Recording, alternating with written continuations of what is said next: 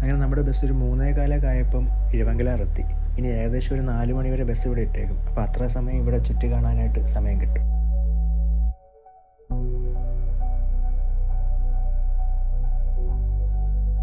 വളരെ മനോഹരമായൊരു ഗ്രാമമാണ് കേട്ടോ ഇരവങ്കലാറ്.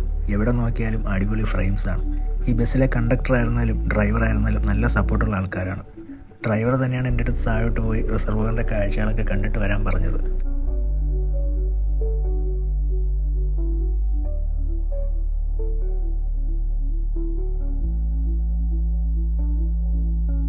പിന്നെ ഞാൻ ഈ യാത്ര ചെയ്തത് തനിച്ചായിരുന്നു കേട്ടോ. തനിച്ച് ഇങ്ങനെയുള്ള സ്ഥലങ്ങളിലൊക്കെ വന്ന് എക്സ്പ്ലോർ ചെയ്യുമ്പോൾ കിട്ടുന്നൊരു ഫീൽ ഉണ്ടല്ലോ. മാത്രമല്ല ഈ സ്ഥലങ്ങളൊക്കെ നോക്കി എന്ത് പീസ്ഫുള്ളായിട്ടുള്ള സ്ഥലങ്ങളാണ്. അധികം ടൂറിസ്റ്റുകളോ തിരക്കുകളോ ഒന്നുമില്ലാത്ത സ്ഥലം.